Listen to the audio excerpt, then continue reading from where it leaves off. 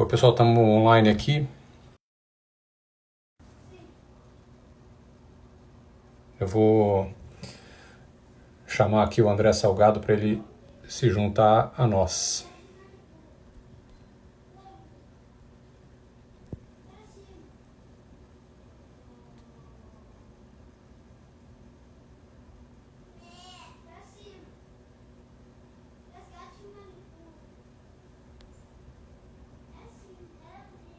Vou dar uns minutinhos aqui para ele pegar o convite.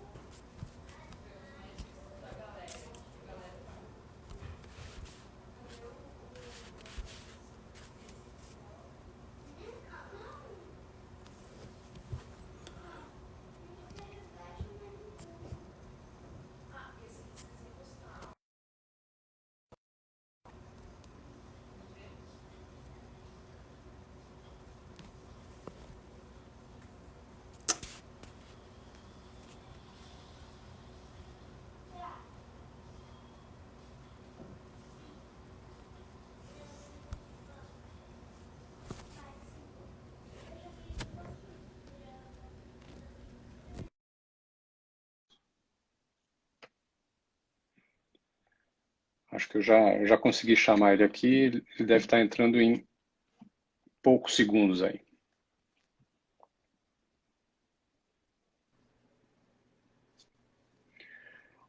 Oi, Salgado, boa tarde. Oi, André, boa tarde, tudo bem? Tudo bem, tudo bem. Tá me ouvindo? Tá me ouvindo? Tô te ouvindo bem, tranquilo. Então, tá bom. Desculpa o Que contratempo aí isso? no início, Que meu isso? celular não tava conseguindo te adicionar na live aqui, mas agora Tranquilo. tá tudo certo. Todo mundo tem que aprender a virar editor de vídeo, É isso aí. locutor, além de investimentos, mas vamos lá. Cuidar só dos clientes estava mais fácil, né? Exatamente, exatamente. Então tá bom. A gente já está com um número razoável aí de presentes. Uhum. Eu vou desabilitar aqui os comentários, depois, só para não atrapalhar a dinâmica da nossa conversa. Tá? Tá bom.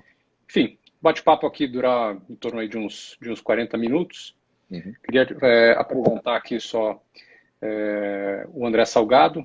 Ele é um dos sócios fundadores da Adam Capital. A Adam é uma gestora fundada em 2016 e hoje tem atualmente aí cerca de 19 bi sob gestão. E a gente chamou o Salgado e a Adam para conversar conosco hoje por um motivo bastante simples, que é o desempenho dos fundos da Adam nesses primeiros meses do ano. Enquanto o mercado Uhum. todo foi muito mal, né, os fundos da Adam se destacaram. Né? A gente tem aqui as telas, tanto o Adam Macro quanto o Adam Macro Strategy, que são os dois fundos que a gente trabalha na plataforma, tiveram Uhum. desempenhos bastante interessantes, né? Com mais de 300% do CDI, com o mercado todo do jeito que a gente acompanhou, principalmente no mês de março. Então, Uhum. eu queria, enfim, começar aqui o nosso bate-papo, você explicando um pouquinho das posições do fundo, o que vocês fizeram, né, para se defender bem Uhum. nesse cenário bastante adverso, e depois a gente vai conversando sobre outros temas aí. Tá bom. Bom, primeiro, obrigado pelo convite. A gente já estava com uma cabeça de preços, principalmente nas ações globais, um pouco acima do que a gente achava correto para se ficar comprado e tomar o risco associado a uma posição comprada em bolsa desde o ano passado. Nossa performance do ano passado, inclusive, não foi boa por conta desta antecipação de movimento que a gente fez de já ficar com uma posição líquida vendida no SP500 americano desde o começo de 2019. A gente continuou com essas posições e acho que essa foi 1/3, eu diria, do total de ganhos que a gente teve nas posições veio dessa posição net vendida. Acho que assim, o que vale, acho que dividir essa conversa em duas partes. Um pedaço do que a gente faz, independente do cenário de crise ou não de crise, é tentar ter um portfólio equilibrado que aguente bem cenários diversos. Então, a pergunta, o que vocês fizeram nesta crise, é um pouco da pergunta que a gente tenta fazer com crise ou sem crise. Desde 2016, né? Desde 2016, e acho que o Márcio, desde antes disso, quando ele tocava os fundos no Safra ou anteriormente. Então, é um estilo de gestão muito parecido e com o que o Márcio já faz há bastante tempo. Então, a ideia é ter um portfólio equilibrado que aguente cenários de crise e cenários de recuperação. E acho que esses 3 primeiros meses foram bem emblemáticos, porque tiveram rendimentos e mercados bem diversos. Ou seja, teve janeiro um mercado forte ainda de equities global, aí fevereiro um começo de realização e um março tenebroso. E o fundo foi bem nos 3 meses, ou seja, mostra que o portfólio estava equilibrado o suficiente para também aproveitar recuperações de mercado, caso a gente tenha daqui para frente. Então, acho que, em linhas gerais, o que a gente observa é que essa é uma crise um pouco diferente das outras crises. É uma crise sanitária, e por ser uma crise sanitária, ela está sendo combatida com medidas preventivas de saúde, mas que vão poder ter e provavelmente terão reflexos econômicos importantes que a gente precisa avaliar quais são esses reflexos econômicos.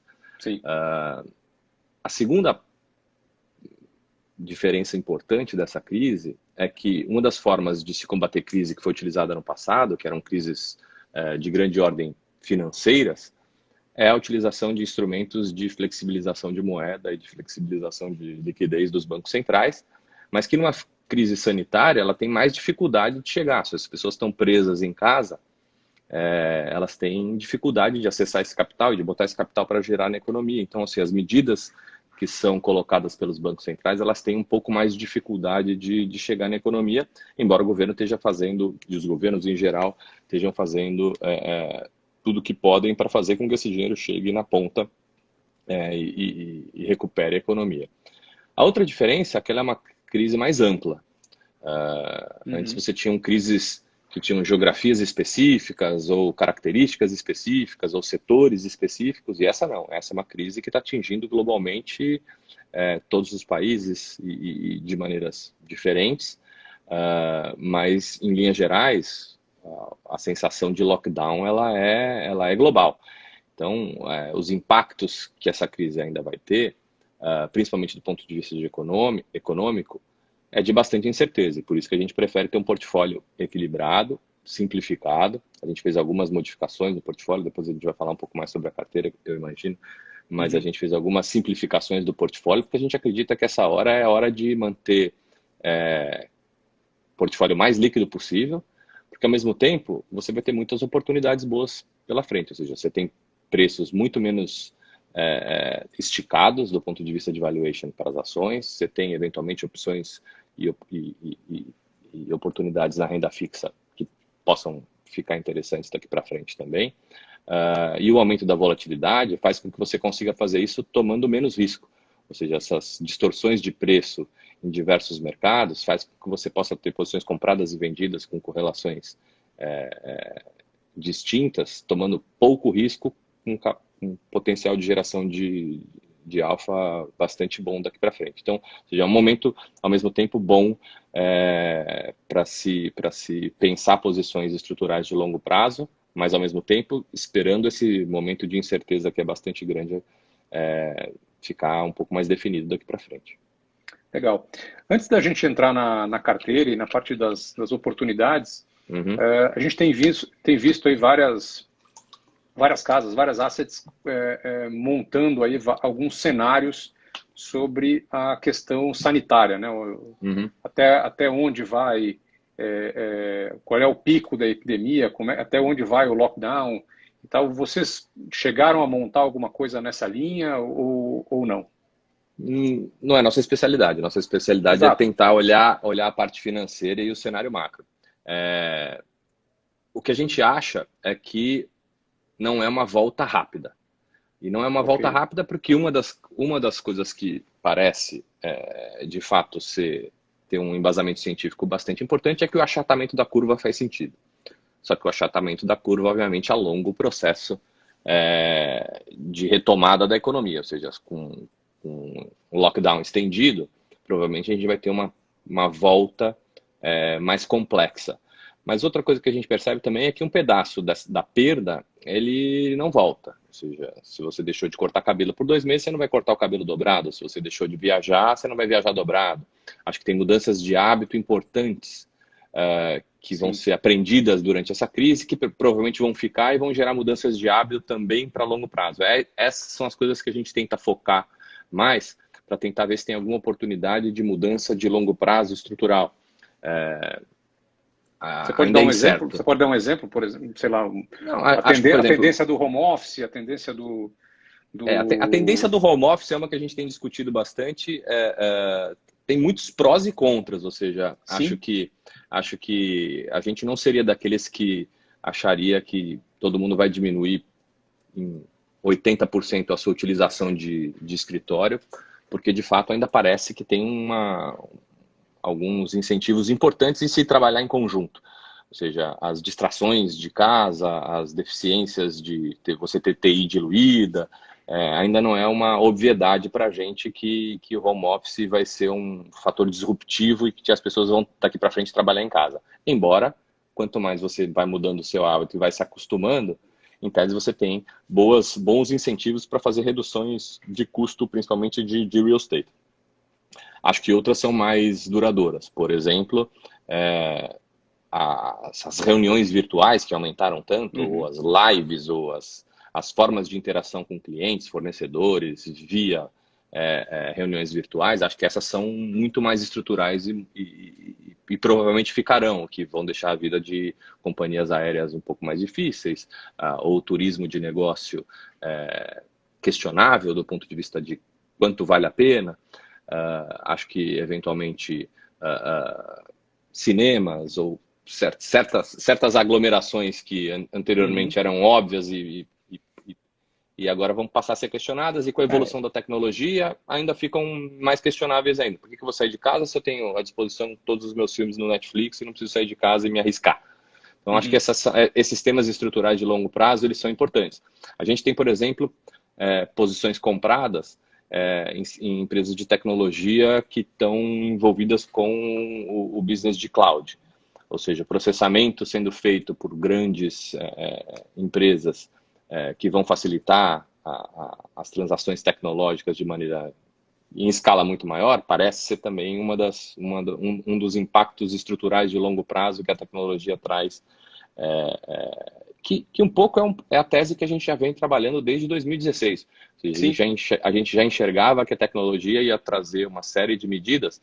Acho que essa crise ela acaba gerando um impacto mais imediato, ou seja, a mudança de hábito, que é uma mudança de hábito normalmente mais lenta, lá na Marra as pessoas foram obrigadas a fazer reunião virtual, na Marra foram obrigadas a fazer home office, na Marra foram obrigadas a assistir filme em casa, e isso acaba mudando o hábito de maneira mais estrutural e fica mais perene daqui para frente. Legal. Vamos entrar então na parte de carteira. Uhum, Pelo que, enfim, eu assisti recentemente duas lives do Márcio Appel, que é o uhum, gestor do fundo. uhum, Ele se mostrava um pouco menos otimista, né, do que outros gestores que acreditam na tese da recuperação rápida, né, na chamada uhum, recuperação em V. uhum. Conta um pouquinho para a gente como é que tá a carteira, como é que estão as posições e por que vocês estão hoje menos otimistas do que a Não, média, acho que, se é que eu posso, se é que eu posso dizer assim. não, acho que pelo menos você disse certo. Você disse menos otimista, porque a gente tem visto falar, está muito pessimista, vocês estão muito pessimistas, vocês estão muito pessimistas. Não, a gente só está, eu diria, menos otimista e achando ainda que tem um nível de risco que é acima do que muita gente poderia ter. Achando. Pelo que o Márcio Uhum, falou, desculpa te interromper, enfim, uhum. se vocês estivessem de fato tão negativos e tão pessimistas com o mercado, vocês não teriam zerado as operações em dólar, por exemplo, né? Exatamente. Por exemplo, a gente não teria tido rendimentos positivos em todos os fundos em janeiro, quando o mercado foi bastante bem. É, Então, assim, eu diria que assim, é um portfólio hoje que ele está preparado para aproveitar as distorções de preço que vão acontecer caso esse mercado recupere rápido. Ou seja, se tem alguns setores que estão muito depreciados e que, se o mercado voltar, essas distorções vão desaparecer ou vão pelo menos diminuir.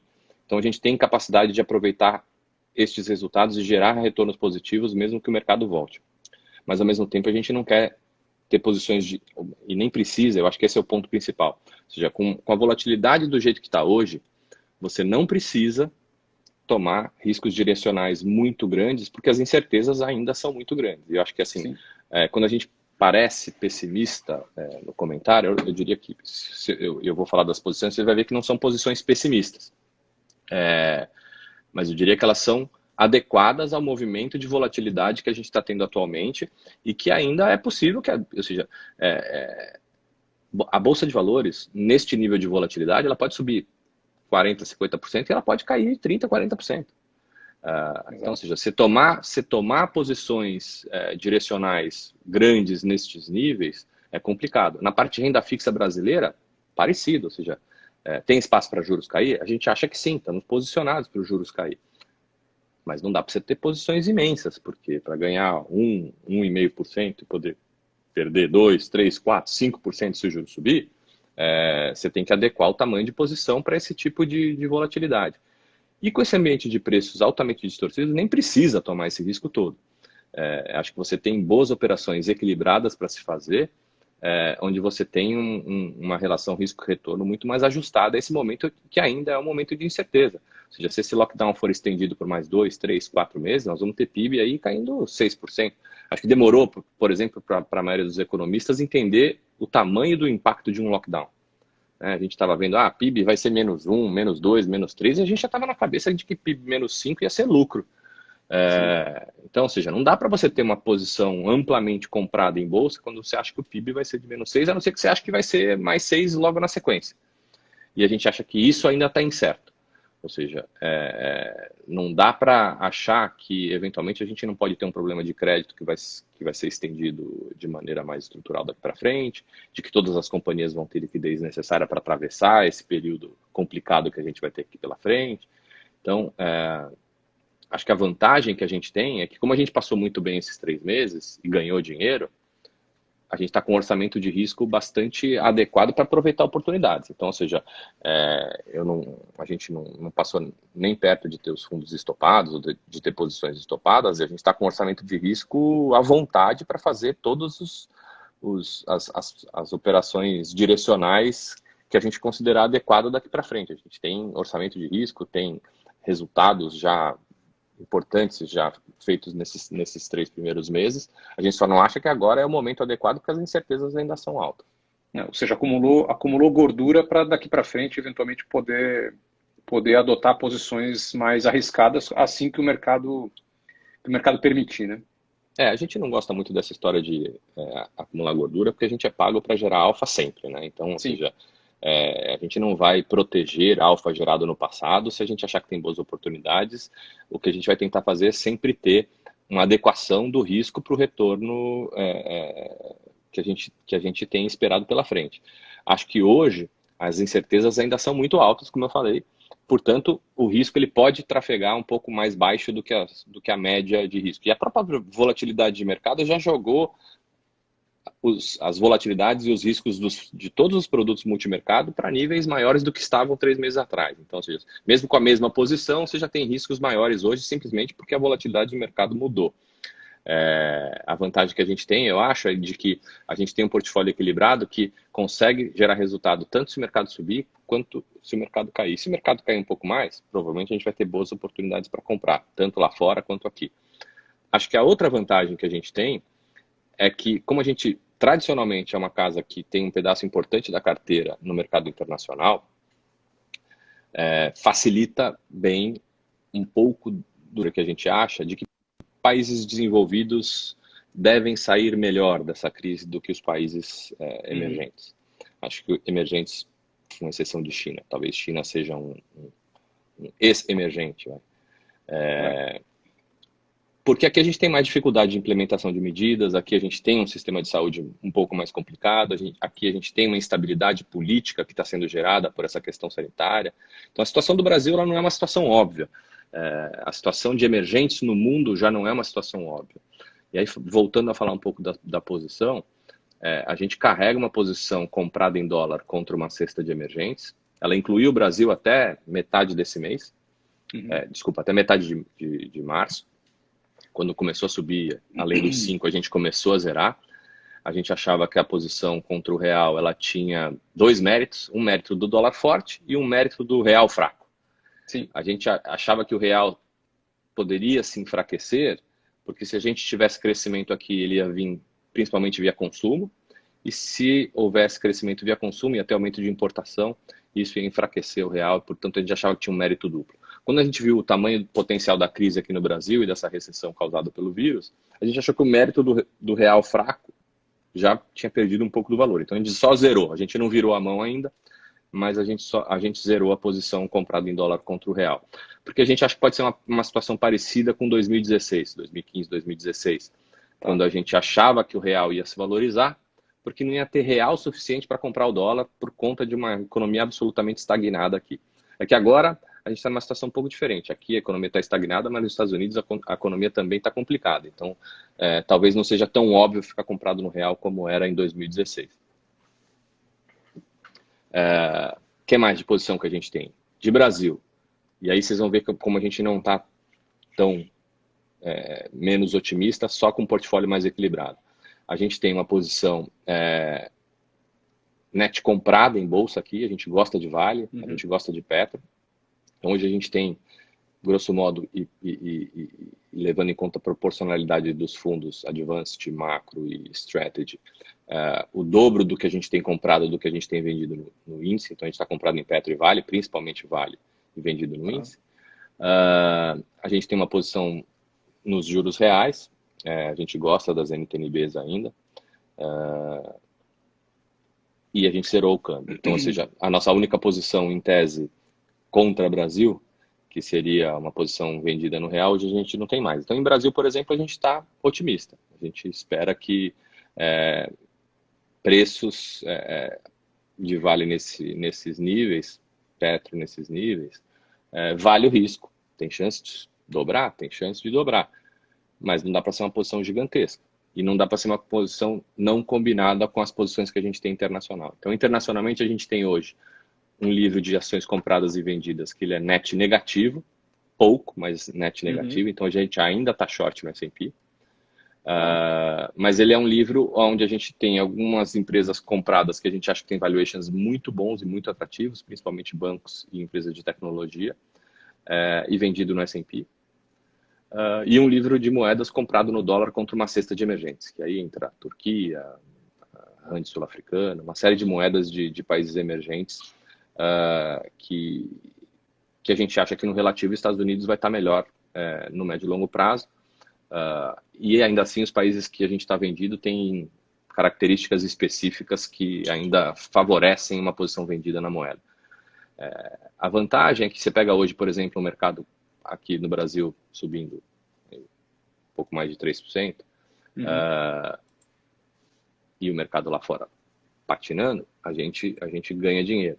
Então, hoje os fundos todos renderam bem. Então, assim, acho que assim, o ponto principal é ter um portfólio nessa situação de incerteza que seja capaz de lidar com volatilidades altas, de mercado subindo 3%, de mercado caindo 5%, e você conseguir navegar essa incerteza de maneira adequada. Acho que vocês têm muitos clientes com portfólios de pessoa física, nessas horas multimercado faz sentido, principalmente aqueles multimercados que têm características parecidas com a nossa, onde você tem a capacidade de operar mercados internacionais de maneira eficiente. Esse é um dos pontos que eu ia mesmo te perguntar, né? O próprio Márcio comentou na semana passada que num momento como esse ele preferia ter aí multimercados na carteira do que fundos long e ações, né? Porque o multimercado ele tem de certa forma mais instrumentos para poder se defender em um mercado mais turbulento como esse. Queria que também você Inclusive desenvolvesse um ficar pouquinho long em isso. ações. Inclusive o Sim, sim, multimercado sim. pode ficar long em ações. Então acho que assim, Sim. eu acho que ter mais instrumentos e ferramentas para se defender em mercados de alta volatilidade faz muito sentido. Acho que este, na verdade, é o motivo da criação dos hedge funds internacionais ou locais, ou seja, é de fato você ter um produto que seja capaz de ficar comprado ou de ficar vendido em mercados diversos e de maneira equilibrada para você ter um portfólio que aguente situações extremas como a gente está vivendo agora. E com um amplo leque de utilização de ferramentas. Acho que essa é a grande vantagem. E a gente não precisa fazer nada diferente.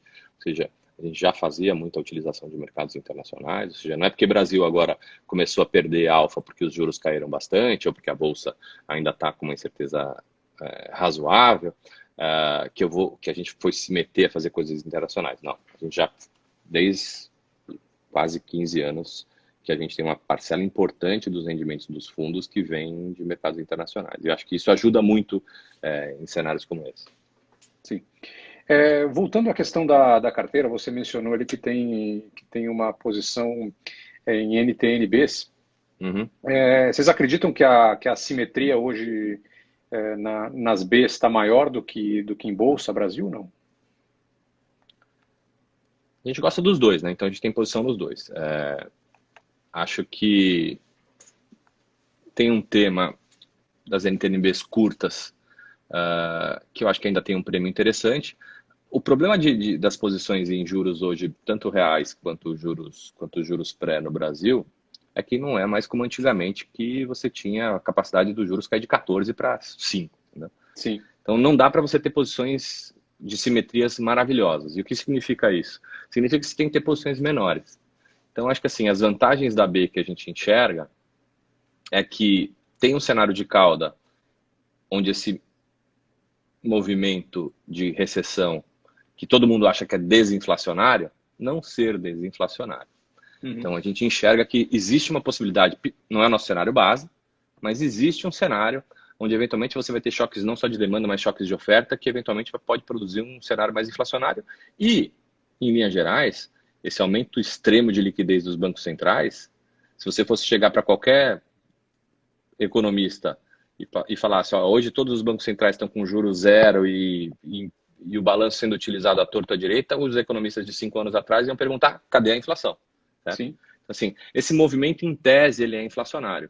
Ele tem características ou seja, diferentes de não estar aparecendo a inflação por vários motivos. Por motivos demográficos, por motivos de avanço tecnológico, por motivos de que as companhias estão, de alguma maneira, devolvendo processos que seriam inflacionários para o consumidor, ou eles deixam de ser inflacionários.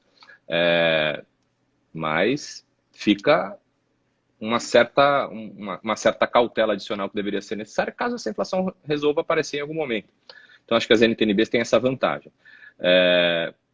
Mas ajustado o tamanho das posições, porque não dá mais para ter posições de vários PLs dos fundos para ter uma simetria para ganhar 100 bips e algo que pode subir 2, 3, sendo que esse mercado tecnicamente é sempre muito complicado. Ou seja, está 100% do mercado nessa posição e só o Banco Central na outra posição. Então, ou seja, está todo mundo sempre aplicado e o Banco Central na outra posição dando liquidez para esse mercado. Quando tem qualquer dor de barriga, acontece como aconteceu logo depois da crise, era um movimento óbvio que o Banco Central brasileiro deveria cortar juros e mesmo assim você teve um estresse significativo nas aberturas de taxa dos fundos, porque a liquidez ela é limitada e está todo mundo numa mesma direção. Então, se você teve um movimento de diminuição de risco, o funil é pequeno para todas as saídas. Então você tem que ajustar o tamanho das posições para isso. Mas acho que tem oportunidade em ambos os ativos, tanto na bolsa na renda fixa. Acho que na bolsa, para a gente é menos claro alguns setores. Então a gente acha que os preços não estão tão ajustados para alguns setores. Consumo, por exemplo, real estate. A gente já tem um pouco mais de dificuldade de achar valor, como a gente acha, por exemplo, valor em Vale, como a gente acha valor em Petro. E bancos, que acho que é outro setor que muita gente fala, a gente acha que os bancos americanos estão muito mais baratos que os bancos brasileiros. Então, ajustado ao risco país, ao risco de perenidade dos negócios, e a preços similares, e acho que em alguns casos a preços até mais baratos lá fora, é no-brainer que vale mais a pena ficar comprado em JP Morgan, ainda que Itaú esteja num preço interessante também. Tá. Enfim, para a gente finalizar, você estava falando do seu cenário base, né? Ixi, acho que ele caiu aqui, peraí. Deixa eu convidar ele de novo.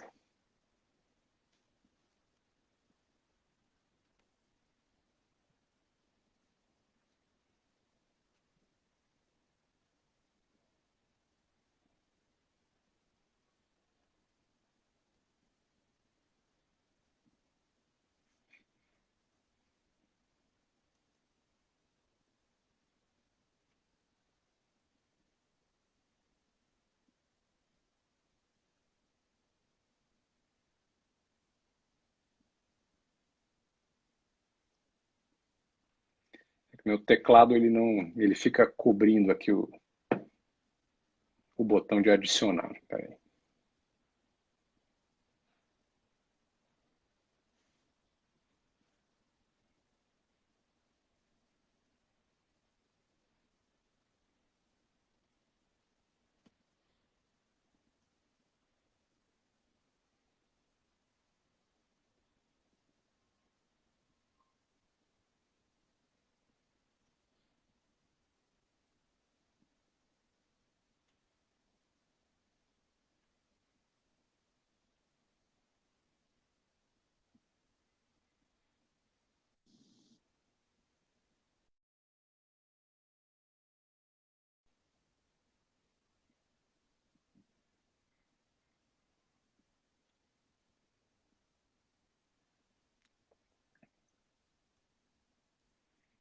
Eu não estou conseguindo adicionar o Salgado novamente. Enfim, eu ia fazer uma última pergunta para ele aqui em relação ao cenário base, mas, enfim, infelizmente não estou conseguindo adicioná-lo novamente. Não sei se a internet dele lá deve ter dado algum problema, ou é o meu celular aqui que a gente não está conseguindo adicionar.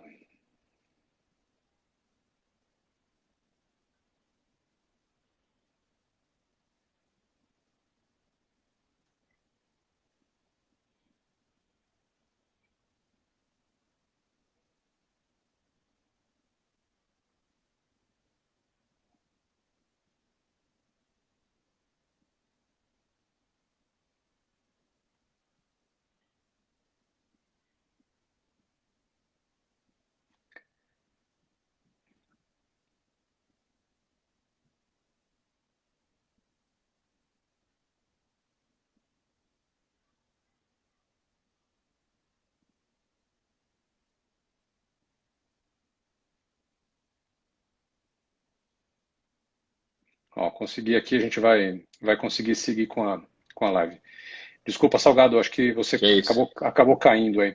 Mas vamos lá, Travou. eu ia te fazer a última pergunta aqui para a gente encerrar a nossa live. Você estava falando do seu cenário base. Uhum. Queria que você falasse um pouquinho o que vocês estão imaginando, né, em termos de endereçamento da crise, tanto da sanitária como da econômica. Qual é o Uhum. que vocês imaginam em termos de PIB e como é que vocês acham que, enfim, esse cenário, como é que ele vai se desenhar aí nos próximos meses?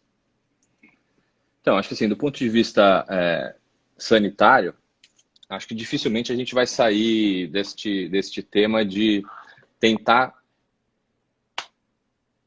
saída do lockdown de maneira rápida. Ou seja, acho que essa batalha parece perdida. Ou seja, vamos fazer imunização Do da rebanho, né? população como um todo, imunização de rebanho.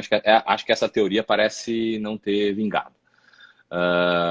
Por outro lado, acho que podem ter situações mais otimistas de fato, a contaminação ser muito maior do que o esperado. Acho que, de fato, o caminho que parece mais correto é testes em massa, tentar fazer reinserção na sociedade de quem já está imunizado, e ir abrindo aos poucos, mas a nossa percepção é que essa abertura aos poucos vão ter novas ondas de contaminação, e aí a gente pode eventualmente voltar para o lockdown. Então, assim, acho que é muito cedo ainda para ter um caminho muito claro de como é que vai ser o processo. O que a gente tem, nosso entendimento é que de fato não é uma volta imediata, é uma volta lenta, gradual, e os reflexos dessa volta ainda precisam ser avaliados. Então, ou seja, não dá para tomar nenhuma posição gigantesca agora querendo apostar, sem ser uma aposta, ou seja, sem ser uma estimativa, ainda que seja uma estimativa educada. Acho que de maneira geral, como eu tinha falado, os emergentes saem mais prejudicados dessa situação, ou seja, aqui a gente vinha num processo de retomada de crescimento que já estava difícil, ou seja, o crescimento aqui tinha um potencial gigantesco, todo mundo projetava PIB de 2,5 e não vinha crescimento, acho que agora mais complicado ainda. Então, podem surgir reflexos políticos também dessa complicação, então espero que a gente consiga a manutenção dessas políticas econômicas que foram espetaculares até agora. A gente teve ganhos significativos de longo prazo, conseguimos aprovar um pedaço das reformas. O que falta aprovar ainda ficou meio fora de foco. Então, assim, para o Brasil especificamente, acho que a gente vai ter desafios, porque o que a gente ganhou de reforma da Previdência, a gente vai jogar de volta na economia. Sim. Com tudo vai ser gasto saúde, agora, vai ser gasto agora com medidas de saúde. Nem tudo é gasto, acho que tem um pedaço que é empréstimo, mas acho que de qualquer maneira o nosso fiscal volta a ser um fiscal complicado. Então, o que a gente não pode perder são as mudanças estruturais que foram feitas econômicas daqui para frente. E, eventualmente, não correr o risco de a gente ter uma guinada política para o lado negro da força complicado. Ou seja, a gente ter Estado maior agora seria um desastre. A gente ter maior participação, um aumento do gasto agora seria um desastre. E a gente vai viver temas complexos, ou seja, o pequeno e o médio empresário vai ter que rebolar para conseguir passar essa crise de maneira adequada. Acho que os bancos centrais, de maneira geral, também têm feito um trabalho bom de injeção de liquidez. Nós temos que descobrir quanto que esse processo de injeção de liquidez, qual é o limite dele, se eles vão trazer reflexos futuros do ponto de vista inflacionário. Acho que assim, a gente tem cenários desafiadores aqui para frente, mas ao mesmo tempo com preços interessantes para se gerar alfa. Então, acho que aqui o tema eu acho que a mensagem que a gente tem e é como a gente está gerindo o portfólio é hora de conservadorismo, mas ao mesmo tempo de aproveitar essas oportunidades com um portfólio adequado a esse risco. A gente tem feito isso e acho que ainda tem mais aí alguns meses. Infelizmente não dá para fazer isso para sempre. Esse seria o cenário ideal. Ou seja, você tem um portfólio que funcione bem com mercados de baixa, só em épocas de preços distorsivos que isso funciona. Normalmente você tem que tomar posição. Hoje nem precisa tomar muita posição. Dá para você, com o mercado com posições bem equilibradas, ganhar dinheiro sem ter que tomar riscos desnecessários. Acho que tomar riscos desnecessários agora é perigoso. Tá bom. Cara, muito obrigado pela sua disponibilidade, pela participação, pela parceria aí de longo tempo também. Claro. Queria, em nome de todo o time da Alta Vista, agradecer a vocês. E, enfim, a gente aguarda você numa próxima oportunidade, seja ao vivo, né, pessoalmente, ou seja virtualmente, como a gente está fazendo agora. Tá? Mas, claro, de qualquer forma, muito obrigado por tudo aí. Obrigado a vocês pelo convite. Estamos à disposição aí para qualquer informação que eventualmente não tenha sido dada. A gente tem um canal aberto com vocês aí, é uma parceria de longo prazo, como você disse. Obrigado aí pelo espaço. Então tá bom. Legal. Obrigado Abraço. a quem nos assistiu também. Abraço a todos. Fica à disposição. Abraço. Um abraço a todos aí que assistiram. Valeu. Um abraço.